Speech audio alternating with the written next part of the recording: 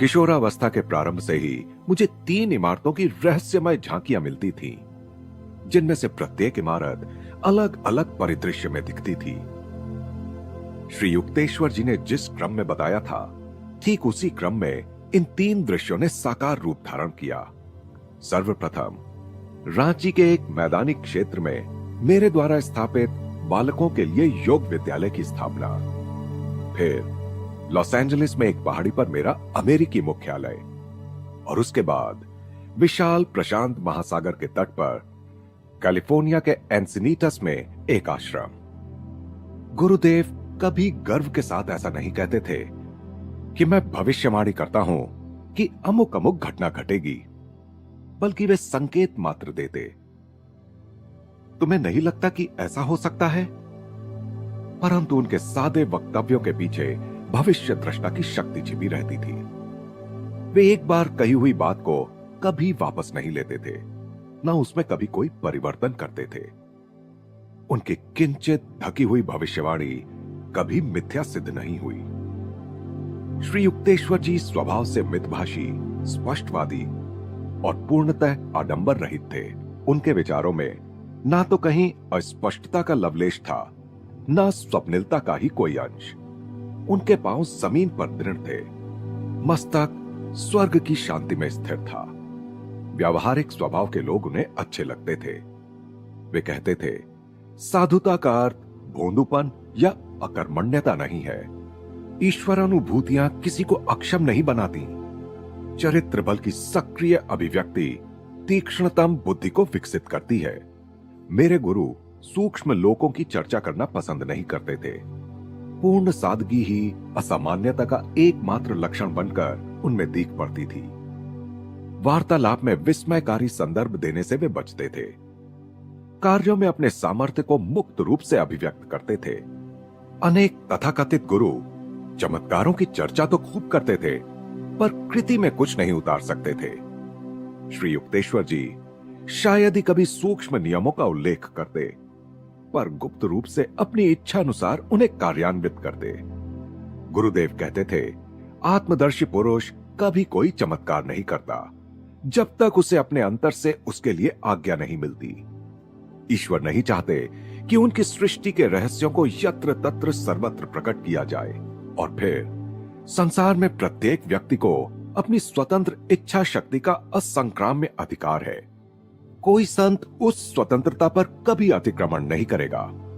स्वभावतः ही श्री युक्तेश्वर जी का मौन रहना उनकी अनंत ब्रह्म की गहरी अनुभूतियों के कारण था। आत्म साक्षात्कार विहीन गुरु अनवरत रूप से जिस ज्ञान को व्यक्त करने में दिन भर व्यस्त रहते हैं, उसके लिए उनके पास कोई समय नहीं बचता था। हिंदू शास्त्रों में एक कहावत है, उथले पुरुषों में छोटे छोटे विचारों की मछलियां खूब खलबली मचाती हैं। सागर समान मन में अंतः प्रेरणा के महामत्स्य भी शायद ही कोई तरंग उत्पन्न कर पाते हैं। मेरे गुरु के आडंबरहीन आचरण के कारण उनके समकालीन लोगों में बहुत कम ऐसे थे जो उन्हें अवतारी पुरुष के रूप में पहचान सके थे। वह कहावत कि जो अपने ज्ञान को छिपा नहीं सकता वह मूर्ख है, मेरे परम ज्ञानी और शांत गुरु पर कभी लागू नहीं हो सकती थी। यद्यपि श्री युक्तेश्वर जी ने भी अन्य मर्त्य लोगों की तरह ही जन्म लिया था, तथापि वे सृष्टि के नियंता के साथ एक बन चुके थे। ईश्वरत्व में मनुष्यत्व के विलयन में गुरुदेव ने कोई दुर्लंघ्य बाधा नहीं पाई। बाद में मेरी समझ में आया कि केवल मनुष्य की आध्यात्मिक प्रयासहीनता के अलावा ऐसी कोई बाधा नहीं होती। श्री युक्तेश्वर जी के पवित्र चरणों का स्पर्श करते समय मैं सदा ही रोमांचित हो उठता था। गुरु का श्रद्धापूर्ण स्पर्श करने से शिष्य आध्यात्मिक शक्ति से परिपूर्ण हो जाता है। एक सूक्ष्म विद्युत धारा प्रवाहित होती है।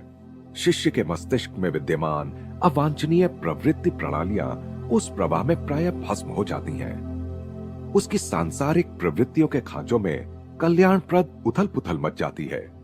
कम से कम क्षण भर के लिए ही सही, वह माया के गुप्त पर्दे उठते अनुभव कर सकता है और परमानंद की सच्चाई की झलक पा सकता है। मैं जब भी अपने गुरु के चरणों पर माथा टेकता था, मेरा संपूर्ण शरीर जैसे एक मुक्ति प्रदायक तेज से भर जाता था। गुरुदेव ने मुझे बताया, जब लाहिड़ी महाशय मौन रहते थे तब भी, या किसी ऐसे विषय पर चर्चा कर रहे हों जो पूर्णतः धार्मिक ना हो तब भी, मैंने देखा कि उन्होंने मुझ में अगाध ज्ञान का संचार कर दिया है। मुझ पर भी श्री युक्तेश्वर जी का प्रभाव ऐसा ही पड़ता था।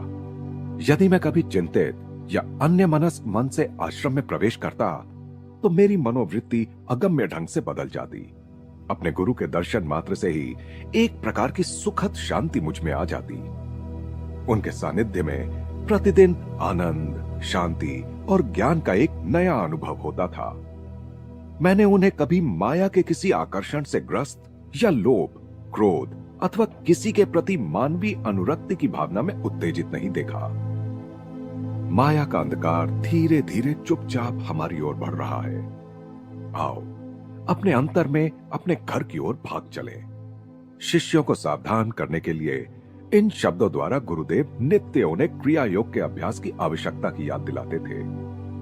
कभी कभी कोई नया शिष्य योगाभ्यास के लिए अपनी योग्यता के बारे में संदेह प्रकट कर देता था। अतीत को भूल जाओ, श्री युक्तेश्वर जी उसे सांत्वना देते हुए कहते। सभी लोगों का बीता हुआ जीवन अनेक कलंकों से कलुषित है। मनुष्य के आचरण का तब तक कोई भरोसा नहीं होता जब तक वह ईश्वर में अधिष्ठित ना हो जाए। भविष्य में सब कुछ सुधर जाएगा यदि तुम अभी से आध्यात्मिक प्रयास शुरू कर दो। गुरुदेव के पास आश्रम में सदा ही बाल शिष्य रहते थे। उनकी बौद्धिक और आध्यात्मिक शिक्षा में गुरुदेव को सदा ही रुचि रहती थी। अपने देह त्याग से थोड़े ही दिन पहले भी उन्होंने 2 6 साल के बच्चों और एक 16 साल के नवयुवक को आश्रमवासी शिष्यों के रूप में स्वीकार किया था। अपने अधीन शिष्यों को वे सावधानी पूर्वक शिक्षा देते थे। शिष्य और शिक्षा, जिसमें अनुशासन निहित है, इन दोनों शब्दों का मूल एक ही है और व्यावहारिक स्तर पर दोनों एक दूसरे से संबंधित हैं। आश्रमवासियों को अपने गुरु के प्रति नितांत प्रेम और आदर था। गुरु की हल्की सी ताली पर सभी उत्सुकता से उनके पास दौड़ पड़ते थे। जब कभी वे गंभीर या अंतर्मुख प्रतीत होते तब कोई भी बातचीत करने का साहस ना करता। जब उनकी हंसी गूंज उठती तब बच्चे भी उन्हें अपने में से ही एक मानते। श्री युक्तेश्वर जी शायद ही कभी किसी को अपना कोई व्यक्तिगत काम करने को कहते। ना ही वे कभी किसी शिष्य से कोई सेवा स्वीकार करते यदि वह शिष्य स्वयं अपनी खुशी से वह सेवा करने के लिए आगे ना बढ़ा हो। यदि शिष्यगण किसी दिन उनके कपड़े धोने का सौभाग्यपूर्ण काम करना भूल जाएं, तो वे स्वयं ही उन्हें धो लेते थे। साधारणतया वे स्वामियों के परंपरागत गेरुए कपड़े पहनते थे। घर के अंदर वे बिना फीते के जूते पहनते, जो योगियों की प्रथा के अनुसार व्याघ्र चर्म या मृग चर्म से बनाए जाते थे। श्री युक्तेश्वर जी अंग्रेजी, फ्रेंच, बंगाली और हिंदी धारा प्रवाह बोलते थे। उनकी संस्कृत भी अच्छी थी। वे अपने शिष्यों को संस्कृत और अंग्रेजी अपनी स्व आविष्कृत सरल पद्धतियों से बड़े धीरज के साथ सिखाते थे। गुरुदेव को अपने शरीर की अधिक चिंता नहीं थी, परंतु वे उसके प्रति सावधानी अवश्य बरतते थे। वे कहते थे कि ईश्वर शारीरिक और मानसिक स्वस्थता में अच्छी प्रकार अभिव्यक्त होते हैं। किसी बात में अति करना उन्हें पसंद नहीं था। एक शिष्य को जो दीर्घ काल तक उपवास करना चाहता था, मेरे गुरु ने हंसते हुए कहा, कुत्ते को हड्डी क्यों ना डाल दी जाए। गुरुदेव देह शुद्धि की आदर्श प्राकृतिक प्रणाली के रूप में उपवास की उपयोगिता को मानते थे, पर उक्त शिष्य अपने शरीर को लेकर कुछ ज्यादा ही चिंतित था।